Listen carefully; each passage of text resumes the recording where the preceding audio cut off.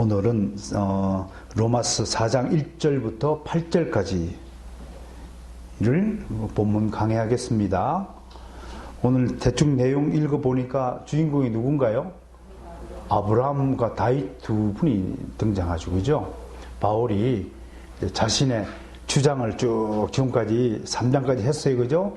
주장을 했어요. 이제 오늘은 그걸 증명하기 위해서 하나의 사례로 아브라함을 예를 듭니다. 그러니까 예수님 이야기 좀 해볼까요? 예수님의 공생애가 대략 우리가요, 한 33년에서 36년쯤으로 봅니다. 그러니까 주전 몇 년에 태어났어요, 예수님이? 주전 5년쯤에 태어났죠. 사도 바울도 주전 5년쯤에 태어났다고 합니다. 사도 바울도 거의 동갑 아니면 어떤 학자들은 주후 10년경에 태어났다. 한 15살 이후다. 그런데 그건 좀 이상해요. 그죠? 예수님이 죽고 나서 한 3년 뒤에 사도 바울이 회심했다고 하는데 15살 차이 나면 그렇게 어린 나이에? 그죠? 그렇게 어린 나이에 선교행을 했을까 싶어요. 그러니까 예수님과 거의 동년배다. 사도 바울은 그렇게 봅니다. 어떻든 예수님의 공생애를 대략적으로 우리가 계산해 보면 한 4, 5세쯤에, 우리나라 나이는 36세예요. 그죠? AD 30년에 십자가 사건을 있었다고 기준을 해요. 그러면 한 35년쯤 되죠. 그죠? 35세. 그런 이제 일생을 4세세. 그런데 예수님의 주요 활동 기간은 그걸 공생애라 하죠. 그 몇 년인가요? 3년이에요, 3년. 그런데 사복음서는요, 그 3년의 모든 기록을 다 기록하고 있는 것이 아니라 대체적으로 마지막 한 50여일에 집중되어 있어요. 좀 길게는 한 초막절부터 6월절까지가 한 3개월 기간이거든요. 그 갈릴리 가나안 땅에 있다가 초막절 때에 제자들을 먼저 보내잖아요. 예루살렘으로. 너희가 먼저 올라가라. 그리고 예수님은 살짝 혼자서 예루살렘에 올라가서 이제 베다니 지역, 친구 누구죠? 친구 나사로의 집에 기거를 하면서 예루살렘으로 왔다 갔다 하면서 마지막 사역한 그 과정 한 50여일에 집중된 그 사역을 기록한 것이 사복음서예요. 그러니까 예수님에 대해서 우리가 많이 아는 것 같지만 사실은 굉장히 파편적인 부분적인 지식만 가질 수밖에 없다. 그런데 그 50일간의 사역 중에서 이 복음서 기자들이 대부분 예수님이 직접 말씀하신 것을 기록했다는 것이 아주 특징입니다. 예를 들면 마태복음 1071절 중에 633절이 예수님이 직접 말씀하신 거예요. 마가복음은 좀 한 3분의 1가량 678절 중에 278절을 기록하고 있어요. 그런데 이 예수님의 직접적인 말씀 중에서 또 나눠보면 대부분 예수님은 비유를 통하여서 설교를 하셨어요. 혹자들은 예수님 비판하는 자유주의 신학자들 말이에요.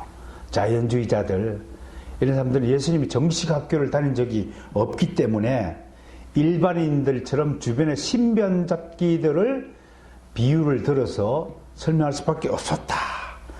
그런 말재주를 가졌을 뿐이라고 호평을 해요. 못됐죠? 이런 분들 참 못됐어요. 사실은 어떻게 그런 생각을 하는지요.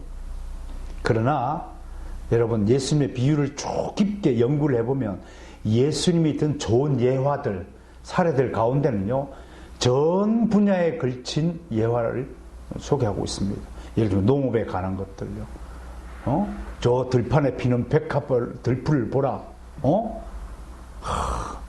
공중에 나는 새를 보라. 그거는 항공 분야 아닌가요? 항공 분야에 관심이 있고, 상업 분야들, 그 다음에 군사적인 분야들, 또 세금에 관한 분야들, 로마 제국의 행정에 관한 것들에 대해서 다양한 방식으로 예화를 든 것을 보아서 예수님의 박식함은 누구도 부정하지 못합니다. 우리도 박식합시다. 어? 여러분 왜 배워야 되는 줄 아세요? 내가 무신경인가라는 책에서도 강조했지만 무지하면요 겸손하지 못합니다. 무지함이 교만한 것입니다. 여러분 그리스도인들은 반드시 독서를 해야 될 의무를 지닙니다. 책을 읽는 사람과 읽지 않는 사람은 그건 전혀 다른 차원이 됩니다. 책을 읽지 않는 사람은 다른 사람의 인생에 관심이 없다는 것입니다. 오직 내 생각만 존재한다는 것이죠. 우리가 한 달에 한 번씩 계속 독서 토론, 책을 읽고 선정 도서를 읽고 여러분에게 책을 읽도록 권하는 것은 여러분 책 읽는 거 피곤하죠? 예? 피곤하죠? 그런데 그 피곤함 속에 읽는 그 독서야말로 내 영혼을 살찌우는 양식이 된다는 것을 잊지 마셔야 돼요. 책을 읽지 않는다. 그것은 고집불통의 삶을 살겠다고 선포하는 것과 마찬가지예요. 성경은 말할 것도 없이 죽을 때까지 성경 100독은 하고 좀 죽어보세요. 하나님 앞에 서서 너 성경 몇 번 읽고 왔니? 라고 물으시면 저 한 번도 안 읽었는데요. Are you really Christian? 하나님 그렇게 물을걸요 아마? 성경도 안 읽은 사람이 무슨 그리스도인이에요, 크리스찬이에요. 부지런히 성경 읽고 쓰고 묵상하고 기도하고 찬양하고 하나님 말씀대로 살기 위해서 노력해야죠. 어떻든 비유는요 진리라는 선물을 거부감 없이 받아들이게 하는 비법이죠. 제 아무리 좋은 상품이라고 해도 그 상품을 소개하는 일이 서툴고 미숙하면 아무도 그 상품에 관심을 기울이지 않죠. 우리가 상품 포장하는 건 사실 뭐 귀한 보석이라든지 사면 포장이 끝내주잖아요. 그 차, 여러분 새 차 구할 때 사실은 엔진은 거의 비슷하잖아요. 꼭 같은 엔진 갖고 자꾸 우려먹었는데 뭐 때문에 여러분들이 우와 하고 탄성을 지우나요? 모델이 좋으면 새 차인 줄 알고 사실 새 차 아니에요. 그 엔진이 그 엔진이에요. 그런데 그 눈 속여가지고 모델만 디자인만 싹 바꿔가지고 새 차인 줄 이름만 싹 바꿔가지고 이게 세상이에요. 이게 세상이 사기술이에요 한마디로. 그게 혹 가가지고 그래서 새 집 좋아하지 말고 새 차 좋아하지 말라. 천국은 새 집과 새 차가 있는 곳이 아니에요. 천국은요 이미 있었던 것 영원한 것이기 때문에 새 차 혼자 이런 게 없는 거예요. 그러니까 그리스도인들이 좀 겸손하게 되도록이면 중고차 좀 사고, 예? 되도록이면 좀 헐렁헐렁한 집에 좀 살고 이런 모습이 난 좋은 것 같아요. 우리 성도들이 우리 청교도들 선배들이 실제로 어떻게 살았느냐 한번 돌아보면 기록에 의하면요 우리는 정말 부끄러울 수밖에 없어요. 그분들이 경건한 삶. 여러분 미국 필라델피아에 있는 청교도들이 토요일을 어떻게 보낸 줄 아십니까? 지금도 그 전통은 버려지지 않고 있습니다. 그러니까 한국에 있는 그리스도인들이 정말 반성하고 고쳐야 될 부분이에요. 그런 청교도들은 토요일 날 되면 저녁 7시 되면 한 12가정씩 묶어서 한 구역으로 만들어 주잖아요. 그러면 돌아가면서 자기 집으로 초청해서 하나님 말씀 공부해요. 그게 토요일 저녁을 보내는 거예요. 토요일 저녁 8시 드라마 보는 것이 아니고 지금도 경건한 그리스도인들은 그렇게 교제 나누는 거예요. 칼빈이 뭐라고 했어요? 교회란 성도의 교통이다. 그게 교회예요.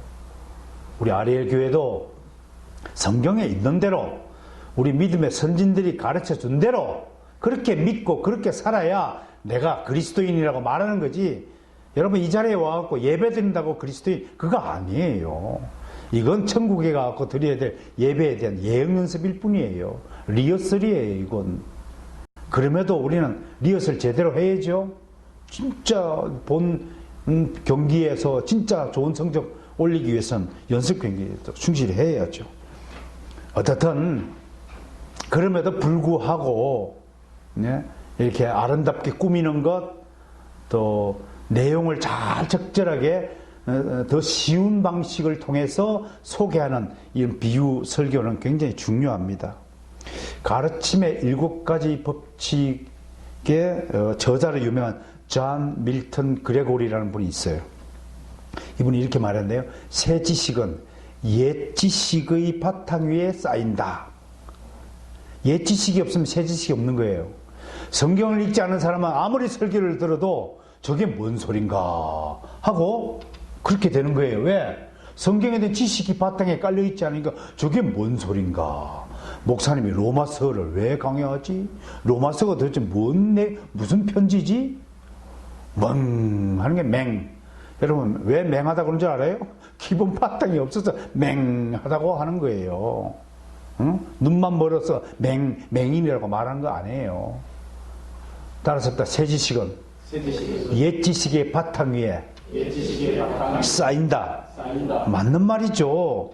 좋은 예화는 새로운 지식을 친숙하게 만들어준다. 그래서 예수님이 좋은 예화를 든 거예요. 내 책상 위에 에밀리 디킨슨이라는 시인의 시가 하나 걸려 있어요. 진리를 말하되 빗대어 말하라. 빛이 너무 강렬하면 아이의 눈이 멀어질까 두렵노라. 적절하죠? 디킨슨이. 그러니까 우리에게 말하는, 내가 이 제목을요, 이 설교를 하면서 아침에 잠깐 묵상하면서, 아, 예수님은 정말 자상한 가르침이었구나. 자상하게 가르쳐 주셨구나. 얼마나 가르쳐도 이해 못하는 사람 보면 답답해요. 막 가르쳐도, 영어를요 수십 번 가르쳐도 깨닫지 못하는 아이들이 수두룩해요. 속으로는 아유 저는 정말 맹하구나 그렇게 속을 뿜더라도 그래도 그 인내하고 가르치고 또 가르치고 또 가르치고 세상에 비동사 I am, you or he is를 수십 번 가르치고 복수를 가르치고 3인칭 단수 동사 변화를 수십 번 가르쳐도 다음 시간 맹 언제 배웠느냐 그러고 있어요. 그럴 때만 정말 인간적으로는요 꿀밥을 톡 한 대 주고 싶어요. 그럼에도 더 웃기는 건요 그 아이의 엄마가 왜 우리 아이는요 실력이 안 나타납니까? 그럼 속으로는 당신 아들이 맹해서 그렇다고 하고 싶지만 어디 그럴 수 있나요? 그래도 참고 또 가르치고 그러지 않나요? 왜? 예수님이 그리 하셨거든요. 참고 그럼에도 설명하고 여러분 부활하신 이후에 엠마오로 가는 두 제자와 함께 가신 장면이 기록되어 있죠. 그 두 제자가 한마디로 쉽게 하면 돌대가리예요. 한마디로. 왜? 3년을 가르쳤는데도 3년을 내가 3일 만에 부활한다고 가르쳤는데도 못 믿고 가잖아요. 뭔 소리냐고. 그러니까 예수님이 쫓아가면서 성경을 풀어 가르쳤다 그랬잖아요. 내가 지금 여러분에게 성경을 풀어 가르치는 것이 로마서 강론이라고. 그러니까 좀 새겨들읍시다. 어차피 우리가 돌 대가리라서 십계명을 돌판에 새겨주셨잖아요. 잊어버리지 말라고. 그러니까 여러분 정말 하나님의 은혜로 우리가 기억하고 하나님의 은혜로 사는 것입니다.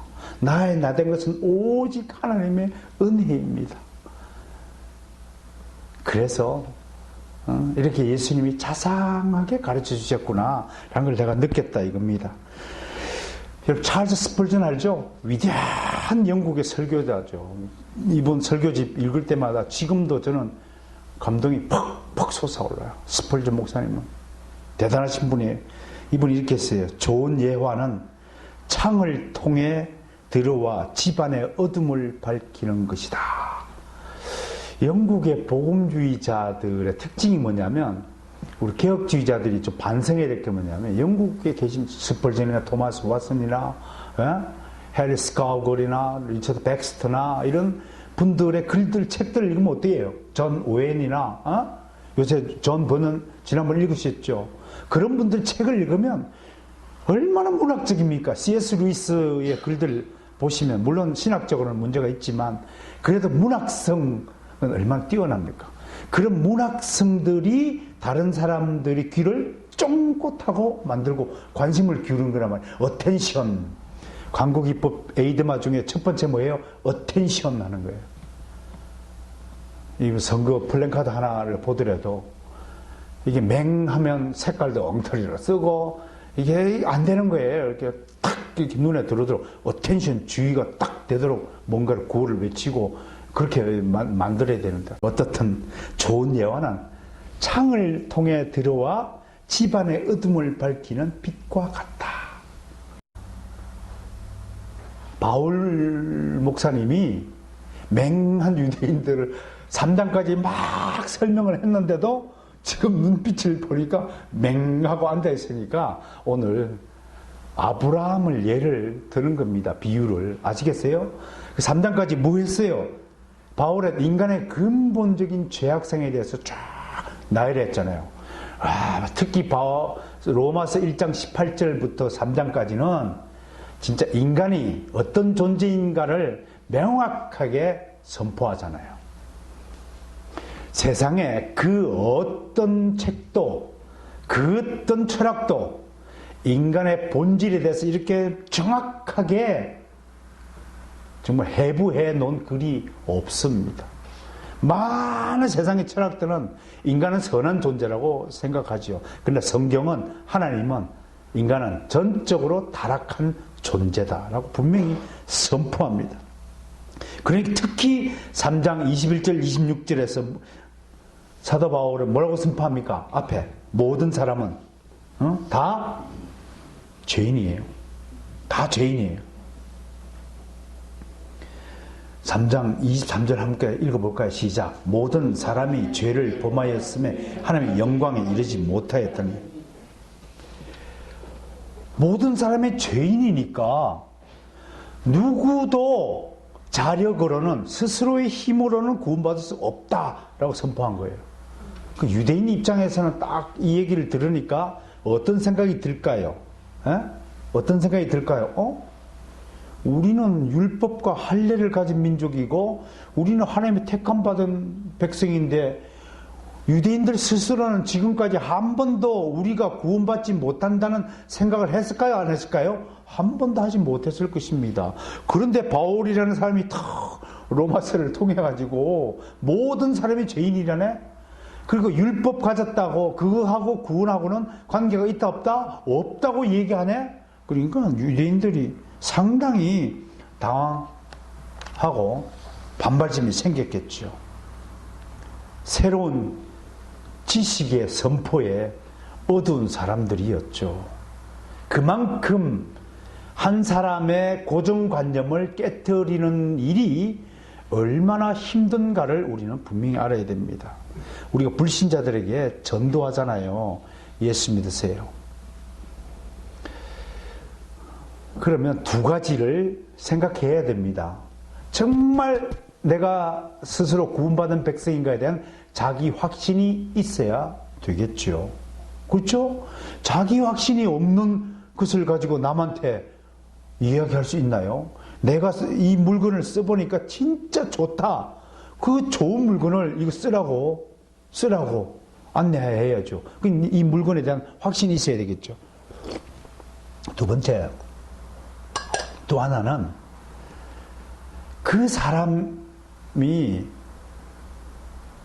어떻든 복음을 접수할, 영접할 준비가 되어 있다, 안 되어 있다?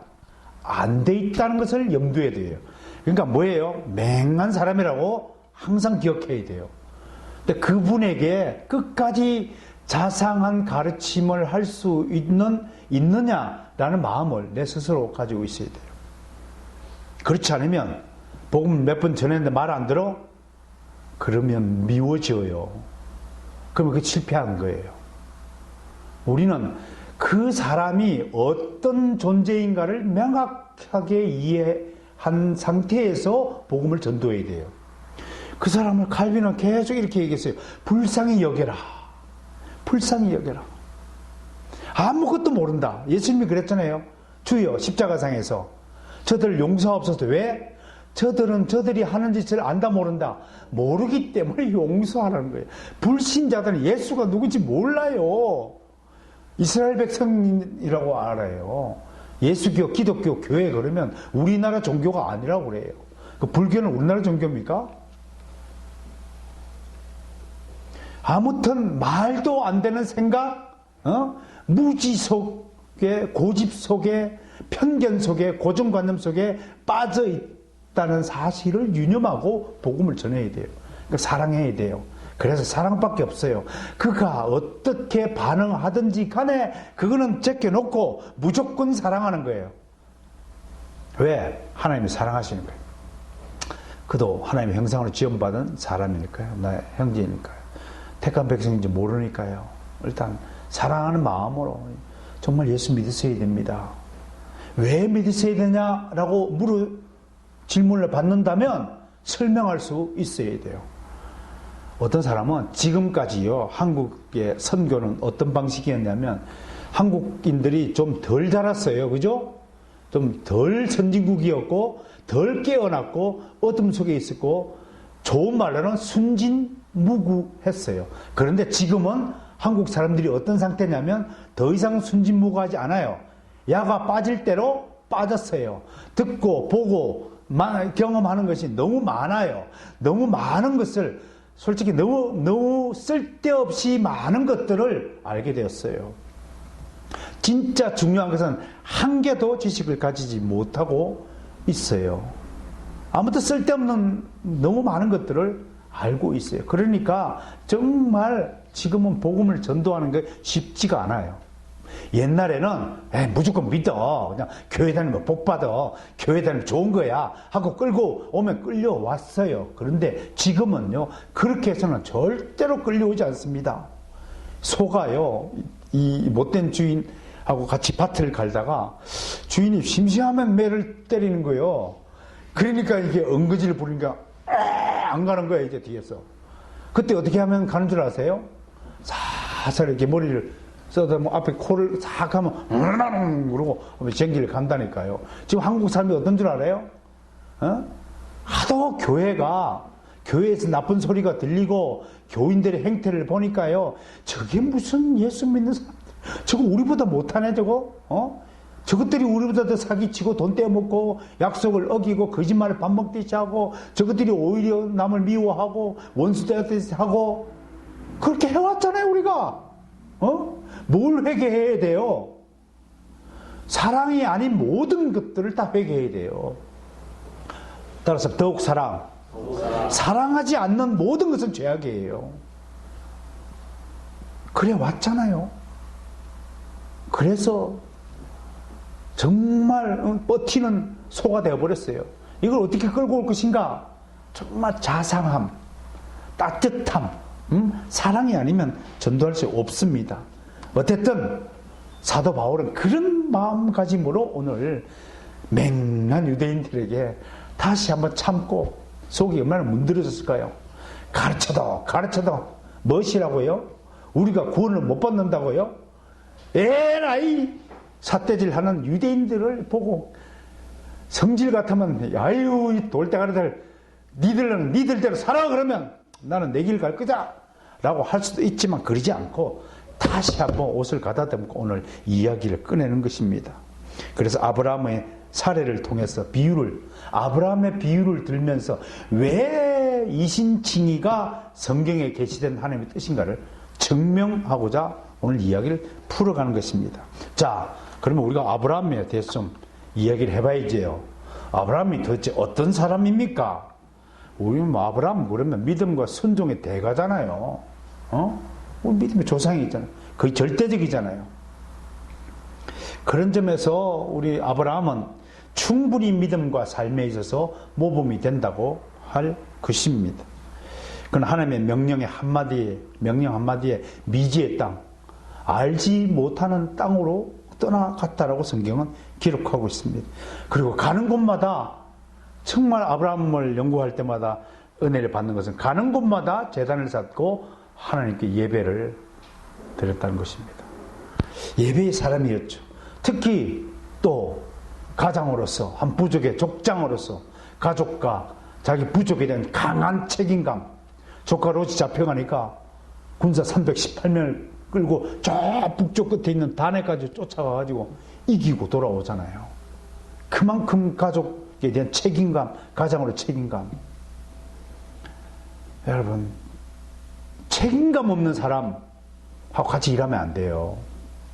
무책임한 사람하고 같이 일하면 안 돼요. 무슨 일이 나면 끝까지 책임지고 내가 버려놓은 것을 내가 수습하는 그런 책임감의 사람이 되어야 됩니다. 그리고 또 얼마나 겸손합니까? 전쟁을 하다가 전리품 얻었잖아요. 그죠?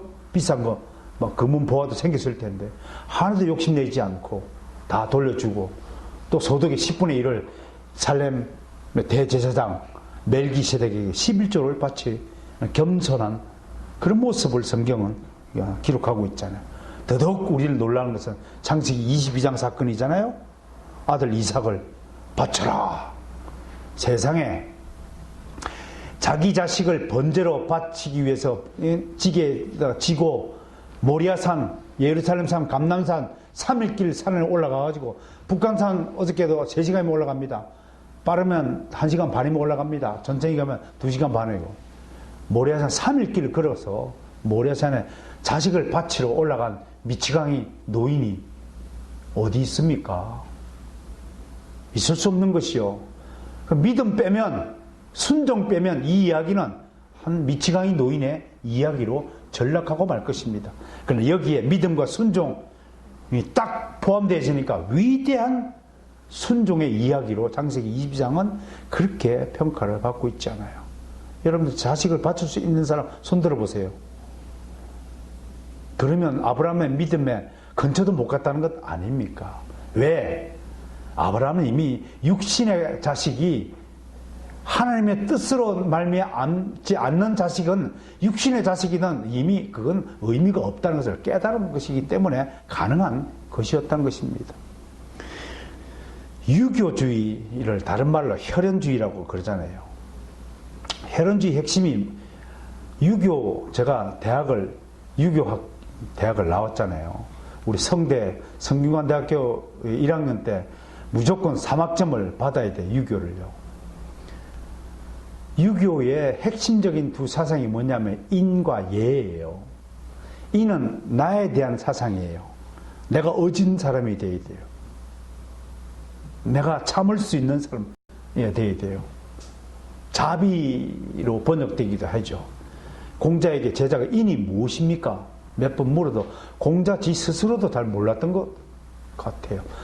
뭐 이랬다 저랬다. 아무튼 인은 좋은 거예요. 아무튼. 그런데 그걸 정리해 보면 내가 인의 사람이 되어야 된다는 거예요.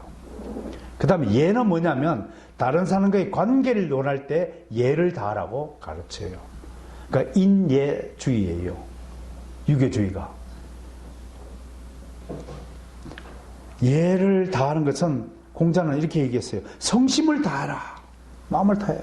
좋게 대하라 이겁니다. 그러다 보니까 한국 사람들이요. 무비판주의에 길들여졌어요. 이렇게 인예주의에 딱 그러니까 체면주의가 되는 거예요.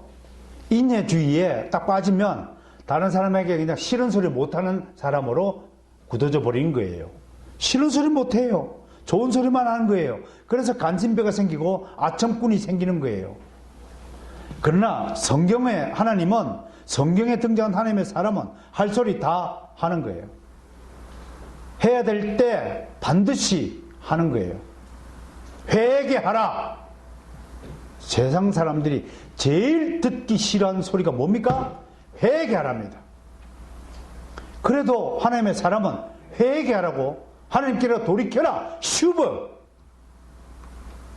하라고 선지자들은 외쳤어요.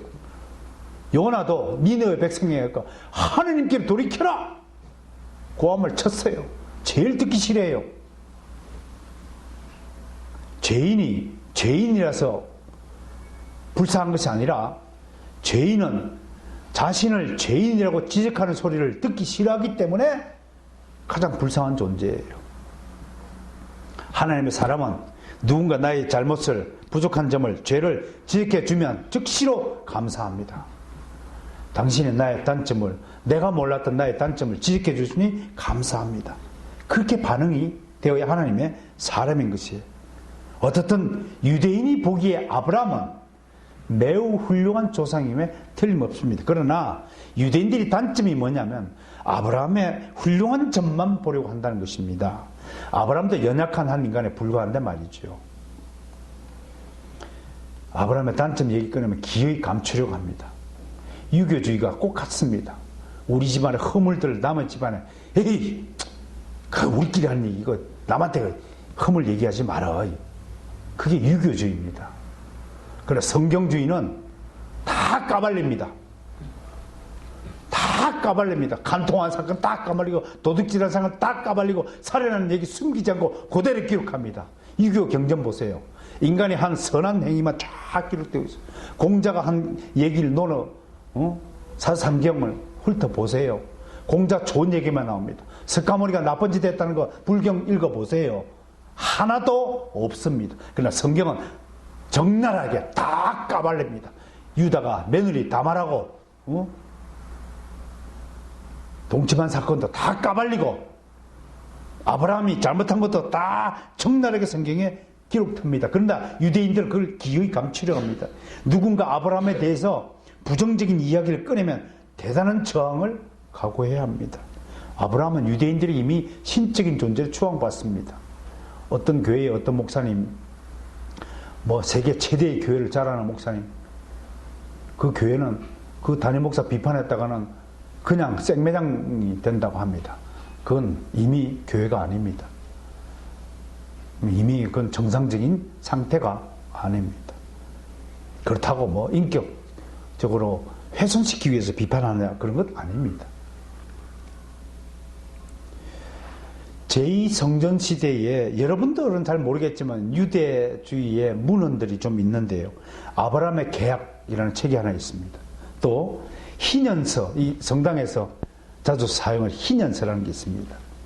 그 다음에 제1마카비서 이런 책들에 보면 아브라함은 그 행위가 하나님 앞에서 완전하였고 전 생애를 거쳐서 의로운 삶을 살았다라고 기록하고 있습니다. 세상에 이런 최대의 거짓말입니다. 전생에 걸쳐서 의롭게 사는 사람은 한 사람도 없습니다. 여러분들은 어제 하루 동안만이라도 얼마나 많은 추악한 생각과 나쁜 마음, 거짓말 했습니까? 그런 사람 없습니다. 그래서 아브라함이 하나님으로부터 믿음으로 의로움을 받았다는 사실을 유대인들은 이상하게 생각하는 겁니다. 아브라함이 완전히 행했기 때문에 구원받은 것 아니냐라고 생각하는 겁니다. 이런 유대인들에게 바울이 그 아브라함이 행위가 훌륭했어가 아니라 하나님을 믿음으로 말미암아 의롭다고 여김을 받았다는 창세기 15장 6절의 근거로 지금 소리를 내고 있는 것입니다. 그러니까 유대인들이 자존심을 팍팍 긁는 소리입니다. 아브라함의 전부를 인정하는 듯 한 발언이기도 하면서 아브라함을 흠집내는 소리 같기도 하거든요. 유대인들이 듣기에 바울 목사님의 설교가 저분 우리 조상 아브라함을 칭찬한 것 같으면서도 은근히 또 까네? 이렇게 되는 거죠. 조금 전에 말씀드렸다시피 그러나 성경은 아브라함을 가대 포장하지 않습니다. 아브라함도 얼마나 단점이 많은지 결점이 많은 삶을 살았는지 한번 살펴볼까요? 아버지는 데라죠. 갈대아 우르라는 지역에 사는 유대인 이민 세대입니다.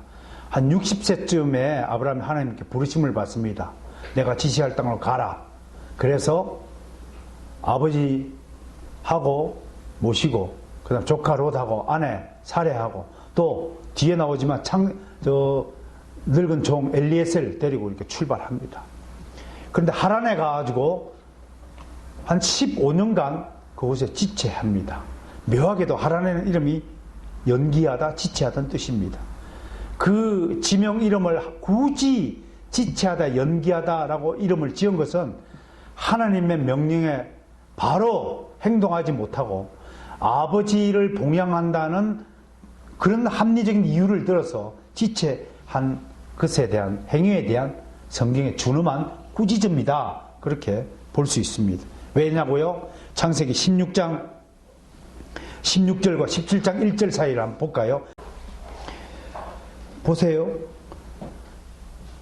하나님이요 이런 아브라함의 불순종에 대해서 진노하셔가지고 13년을 침묵하십니다. 16장 16절 읽습니다. 시작. 하갈이 아브라함에게 이스마엘을 낳았을 때 아브라함이 86세였더라. 아브라함이 99세 때 여호와께 아브라함이 나타나서 그에게 이르시되 13년간의 공백이 있죠. 13년 동안 하나님이 아브라함에 나타나지 않았어요. 여러분 보세요. 갈 때 우리 60세 때 불을 봤는데 75세 때 나타났어요. 15년 동안도 침묵했어요. 두 번째, 이삭을 반드시 약속했음에도 불구하고 기다리지 못하고 이스마엘을 낳았으니까 하나님이 또 실망하셔서 오늘 확인했듯이 13년 동안 하나님 아브라함을 찾지 않습니다. 불순종에 대해서는 반드시 대가를 하나님께 치르게 하십니다. 시간적으로 하나님이 침묵하는 겁니다. 여러분, 그리스도인에게, 성도에게 가장 고통이 무엇이겠습니까? 아무리 기도해도 하나님 응답이 없을 때, 말라기 시대의 백성들의 가장 큰 고통이 무엇입니까?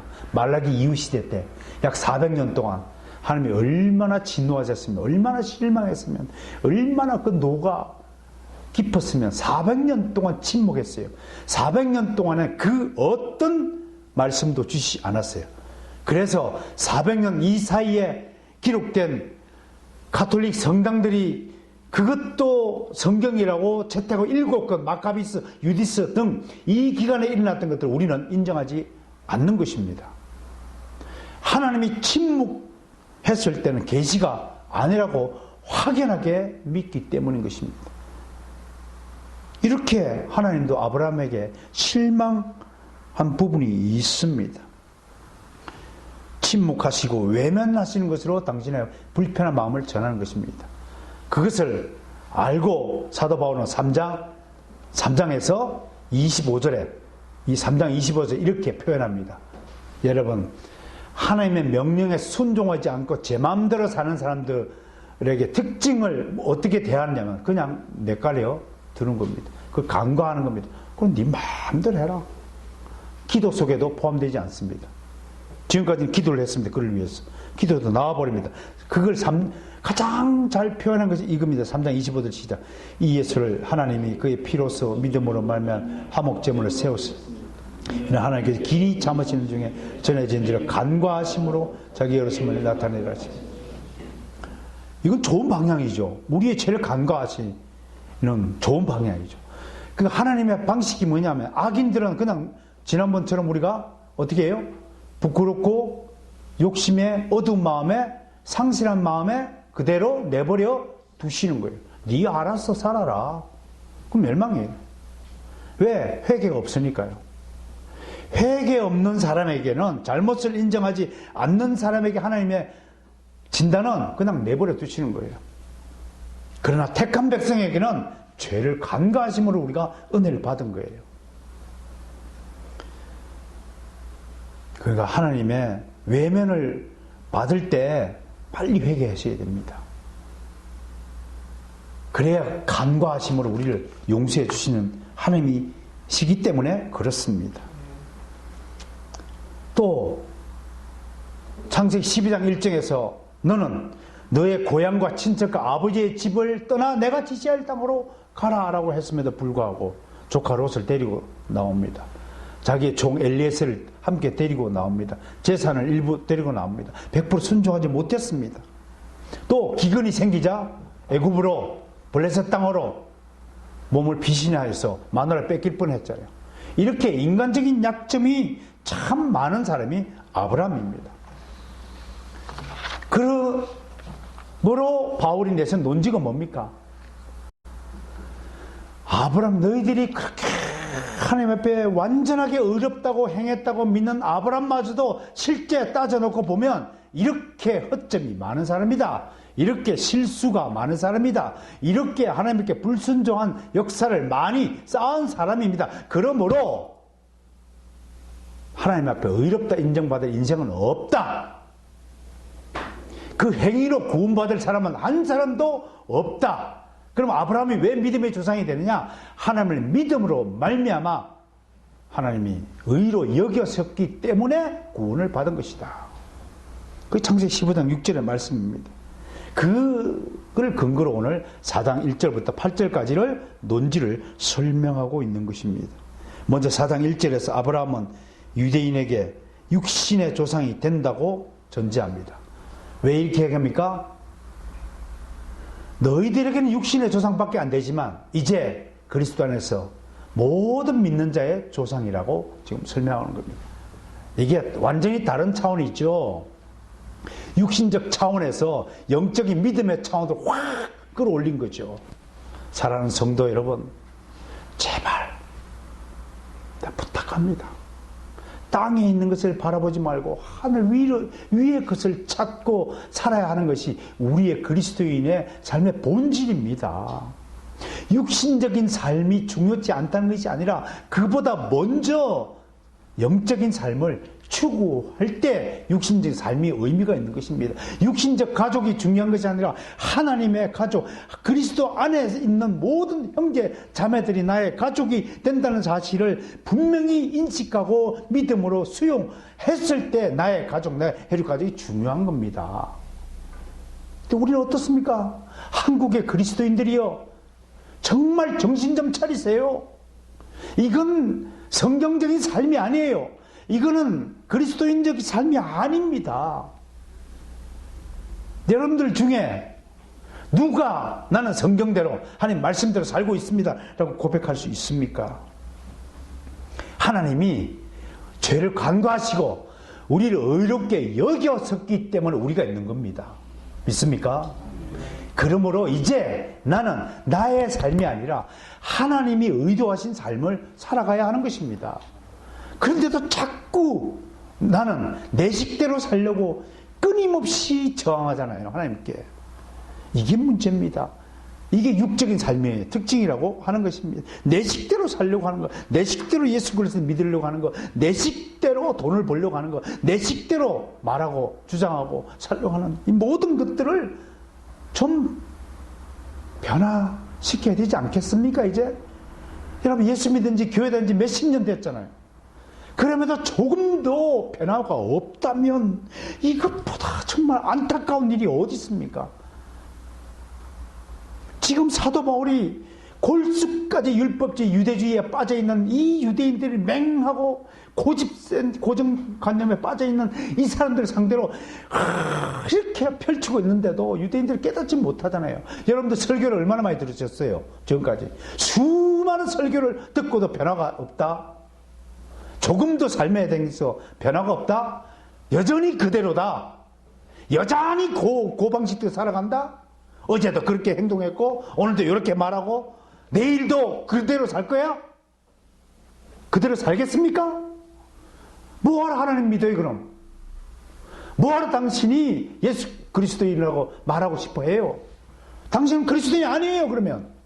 그리스도인이 그리스도를 따르는 자를 말합니다. 그리스도처럼 예수님처럼 생각하고 예수님처럼 말하고 예수님처럼 행동하고 예수님처럼 꿈꾸고 예수님처럼 사랑하는 그 사람이 아니면 무슨 소용이 있겠습니까? 저 자신부터 하나님 앞에 나와 무릎 꿇고 이렇게 말합니다. 저는 아무것도 아닙니다. 배설물에 불과합니다. 저는 찌꺼기입니다. 이제 제 삶은 없습니다. 내 삶이 어디 있어요? 난 그래서 아무것도 가지지 않은 것에 대해서 이제 감사하기로 했어요.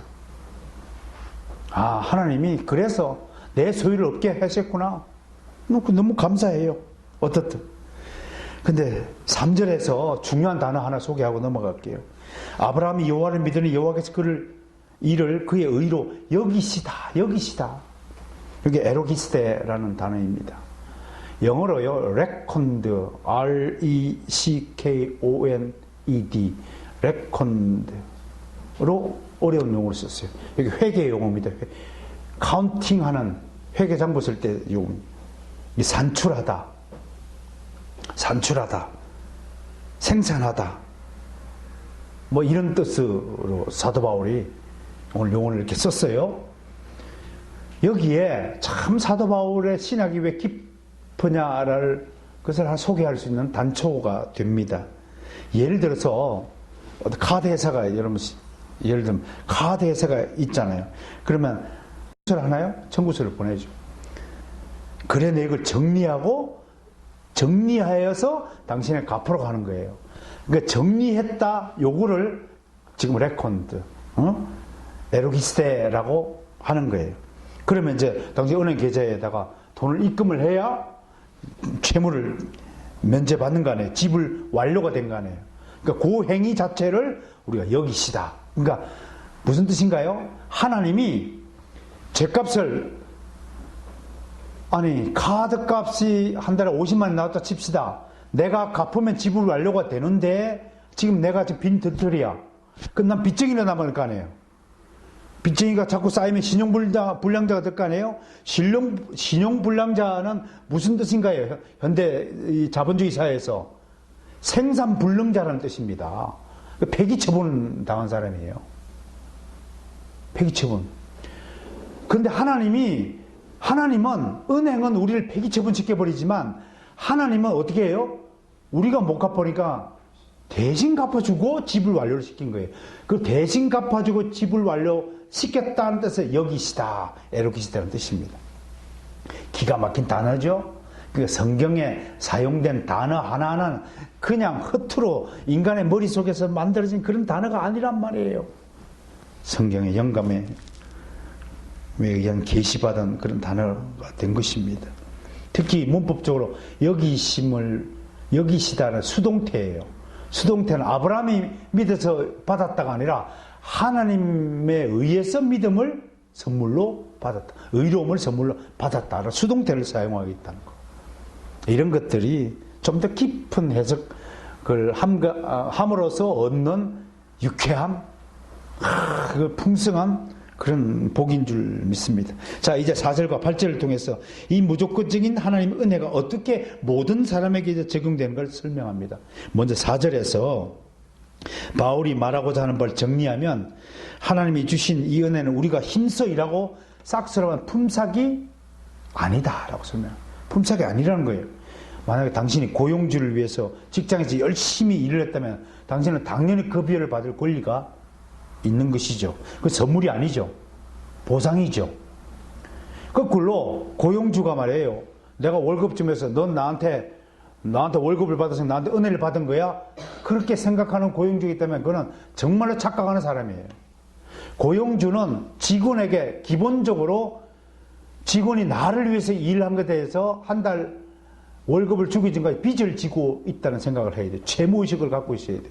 내 종업원에게 월급을 줌으로써 채무를 지불 완료하는 의식을 가져야 된다는 것입니다. 그 채무자가 그때 은혜를 내가 너한테 은혜를 주었다라고 말하면 안 되는 거예요. 품삯을, 보상을 준 것이 당연한 것이죠. 월급을 탄다는 것은 고용주가 은혜를 베푼 게 아니에요. 응? 급여는 보상이지 은혜가 아닙니다. 이 얘기하는 거예요. 주제넘은 소리죠.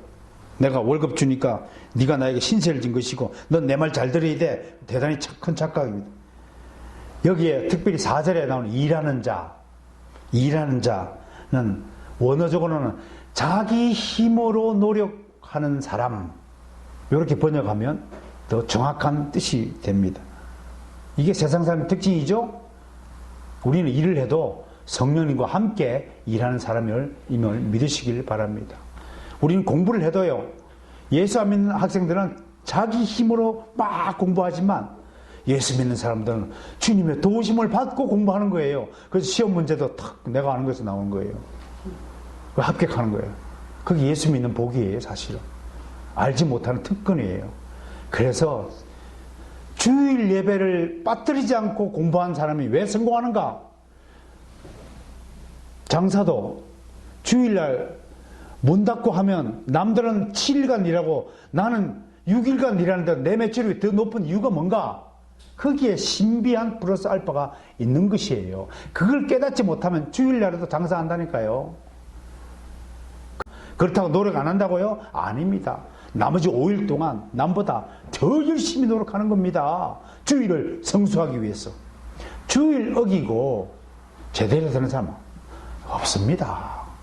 주일 예배를 빠뜨리고 뭐 하겠다? 정말 어리석은 사람이죠. 명심하세요. 어? 그런 어리석은 삶을 가지고 자꾸 고생하고 싶으면 그렇게 살든지요. 이런 사람들 매우 독립심이 강한 사람이고 자기 나름대로 인생의 철학을 가지고 반듯하게 살지요. 다른 사람에게 최선을 다하죠. 예를 다하지요. 폐를 끼치지 않으려고 노력하지요. 얼마나 사람이 보기에 점잖고 좋은 사람인 줄 아십니까? 이런 분들이 뼛속까지 유교주의자입니다. 여러분들은 지금 즉시로 성경주의자로 거듭나야 합니다. 예수주의자로 거듭나야 합니다. 남한테 인격적으로 잘 대해야 되는 건 당연하죠. 그러나 그건 근본적인 출발선이 다른 겁니다. 출발 지점이 전혀 다른 겁니다. 그런데 이런 인본주의자들은, 체면주의자들, 유교주의자들, 율법주의자들은 평소에는 점잖다가요, 막상 자신을 공격하면 얼굴이 시뻘겋게 달아서 대들고 맙니다. 자, 이제 5절 8절에서 시편 32편 1절 2절 인용하면서 다윗의 예를 듭니다. 허물의 사함을 받고 자신의 죄가 가려진 자는 복이 있도다. 하나님이 죄를 간과하심으로 우리 허물을 다 덮어주셨습니다. 정말 이 구절 하나를 통해서 우리가 명백하게 선포해야 될 것은 진짜 우리는 복받은 사람이다. 따라서 합시다. 진짜 나는 복받은 사람이다. 왜? 내 허물이 사라졌으니까. 수 없는 잘못과 허물이 내 과거에 켜켜이 쌓여있음에도 하나님이 다 지워버려요. 기억조차 하지 않아요. 불신자들이 머릿속에서는 내 과거의 잘못이 기억된다 할지라도 하나님의 기억 속에는 내 잘못이 제가 다 기억되지 않습니다. 자, 오늘 말씀의 교훈을 정리하겠습니다. 한 사람이 믿음을 통해서 하나님의 은혜를 받으면 그 사람은 현재의 행위와 상관없이 의롭다고 여겨지고, 즉 모든 빚을 청산하고 빚 없이 집을 완료가 됐어요. 그리고 해방감을 느끼세요? 갚을 게 없습니다. 빚으로부터 완전한 자유를 보장받은 것입니다. 빚을 청산한다는 기분이 어떤 줄 아십니까? 은행에서 막 독촉장 날려면 피를 말리게 합니다. 눈덩이처럼 돈이 불어납니다. 사채 쓴 사람들은 막 60% 이자를 갚아나면 나중에 2천만 원 빌렸는데 나중에 한 1년처럼 2억 이상 돈이 불어납니다. 수중에 돈은 없고 은행에서 전화가 걸려오면 빨간 줄이 그려진 독촉장이 집으로 날라오면 간이 덜컹덜컹하고 잠이 안 옵니다. 어찌 않으냐고요?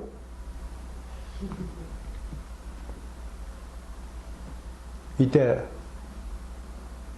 그런 인생 정말 처참합니다. 사실은 겪어본 사람만이 압니다. 그래서 더욱 하나님의 은혜가 더 감개무량한 것입니다. 죄가 깊을수록 은혜가 더 깊도다.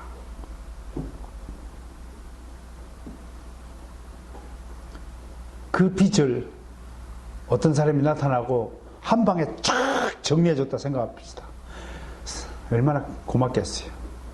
우리의 죄를 하나님이, 예수님이 십자가 지심으로써 한 방에 쫙 집을 완료했어요. 끝났어요. 더 이상 구원에서 이탈할 염려가 없게 되었어요. 오직 받을 것은 하나님 은혜뿐입니다. 그래서 제가 삼중의 은혜를 생각하고 최담 신학에 꼭 기억해 주시기 바랍니다. 이 말씀을 묵상하면서 우리는 하나님으로부터 삼중의 은혜를 받은 사람이구나. 첫 번째, 내가 알지도 못하는 사이에 영원전 내가 택함을 받았어요.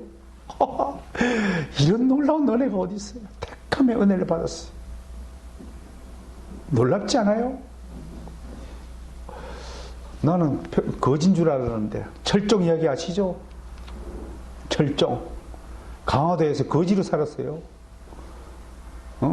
나는 그냥 정말 가난한 집안에서 태어난 정말 운이 없는 녀석이었구나 했는데, 어느 날 갑자기 꽃가마가 오더니 나를 실어가지고 왕궁으로 다니니 왕을 만들어버렸어요. 알고 보니까 왕손이었어. 이야, 인생의 역전, 우리의 역전이 이보다 더해서면 되지 못할 리가 없죠. 택함의 은혜. 두 번째, 믿음을 선물로 받았어요. 믿음을 선물로 받았어요. 믿음을 선물로 받지 않았다면 이 자리에 있을 필요도 없고 예수 그리스도를 입에 떠올릴 필요도 없고 그냥 세상과 이 시간에 뭐하고 지낼 겁니까? 돈 있는 사람은 산으로 들러 여행 다닐 거고 돈 없는 사람은 휴지 주우러 다닐 것이고 뻔하죠.